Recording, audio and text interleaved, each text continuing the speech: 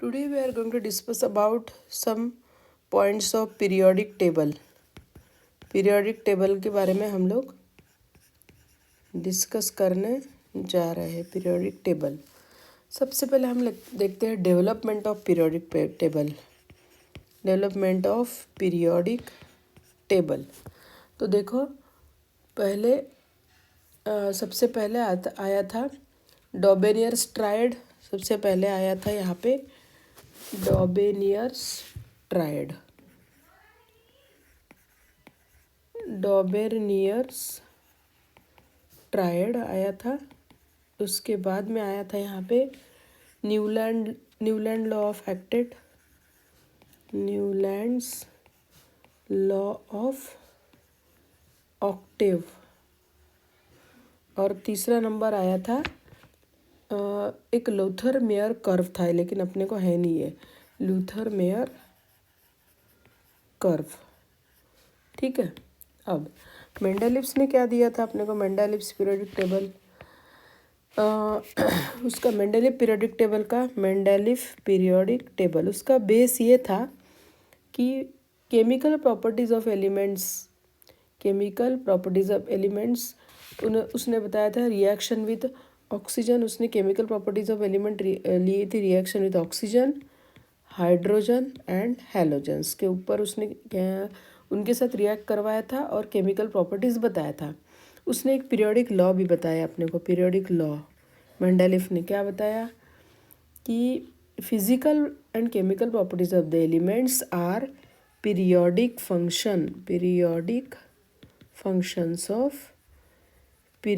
Function of atomic weight of that element.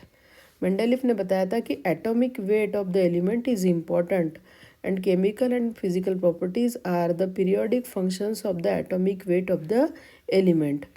ऐसा था इसका मेंडेलिव्स का पीरियोडिक टेबल का बेस।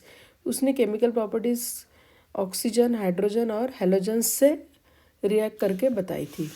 उसने ये भी बताया था अपने को 8 ग्रुप है और 7 पीरियड है। ठीक है। और कुछ पोजीशंस भी बताए थे एलिमेंट्स के। एक vacant position for some elements like उसने वैकेंट पोजीशन वाले कुछ एलिमेंट्स के लिए उसने मतलब जो वैकेंट पोजीशन थी उसमें उसने एक एलिमेंट बताए थे, जैसे फॉर एग्जांपल इका बोरॉन। इका बोरॉन अभी वो कि क्या हो गया इका बोरॉन। उसके बाद में इका सिलिकॉन। इका सिलिकॉन बताया था उसने, अब वो जर्मेनियम बोलते हैं उसको।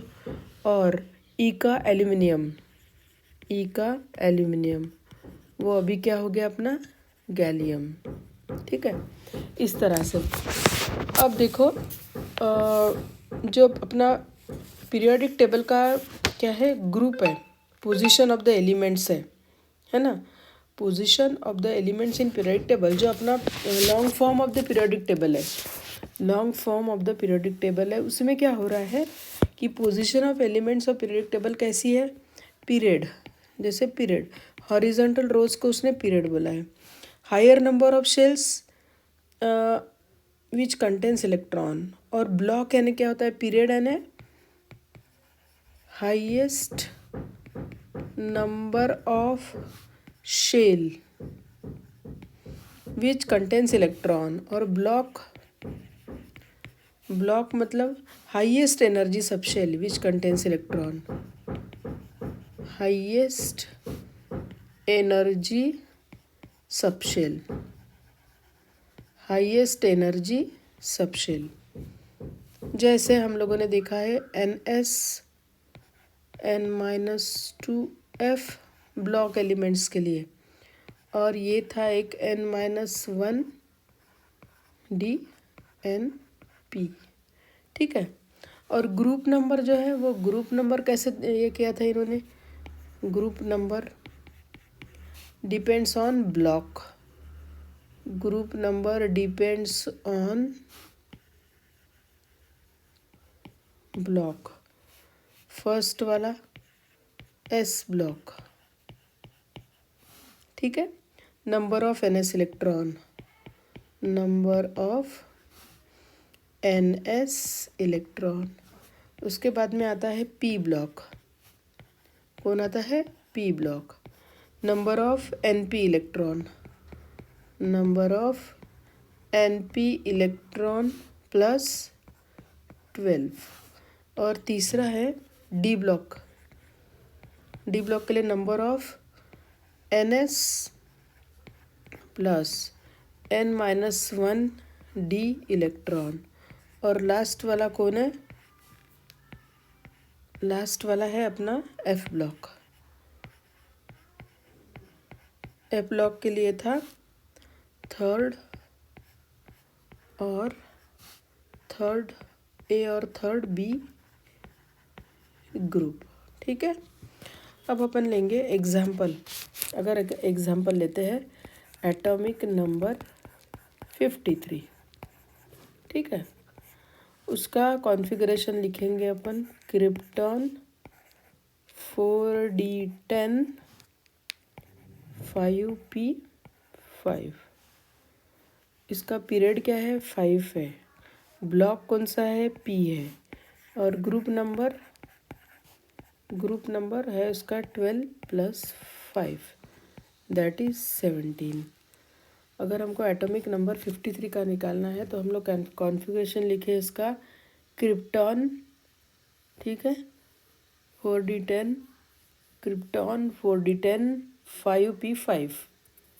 ठीक है, तो इसका ग्रुप नंबर क्या है? 12 + 5 17 और पीरियड नंबर है 5।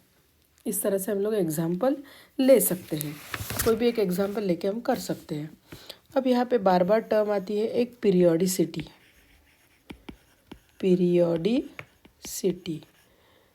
ठीक है, the repetition of properties after regular interval.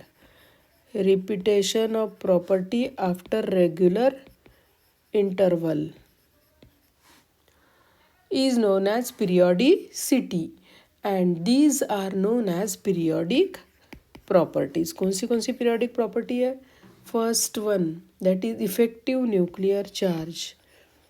Effective nuclear charge. दूसरी वाली प्रॉपर्टी है एटॉमिक रेडियस। Atomic radius. तीसरी वाली प्रॉपर्टी है आयोनाइजेशन। Ionization potential.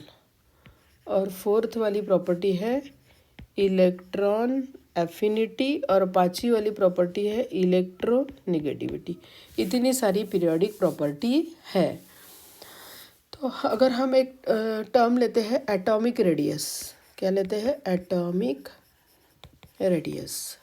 ठीक है, atomic radius distance between the centre of nucleus to outermost electron.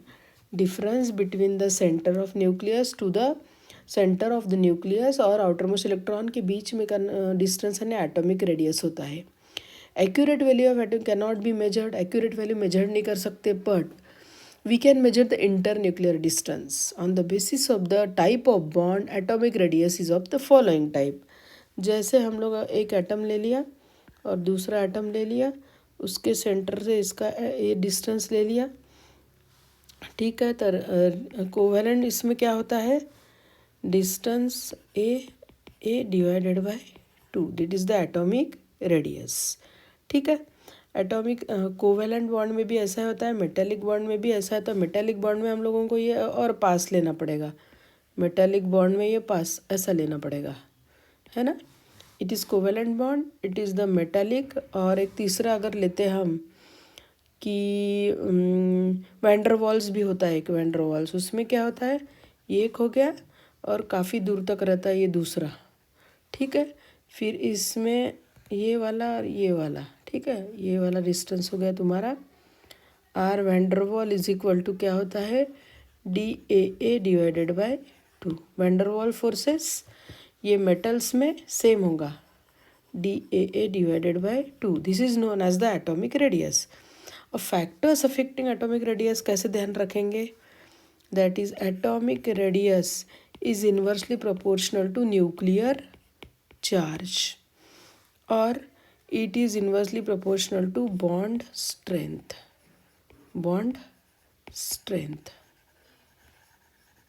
Atomic radius, इतना short में हम ले सकते हैं इसको, बॉन्ड स्ट्रेंथ और एटॉमिक न्यूक्लियर चार्ज। अगर अपने को टर्म आती है आयोनिक रेडियस, कौन सी टर्म आती है?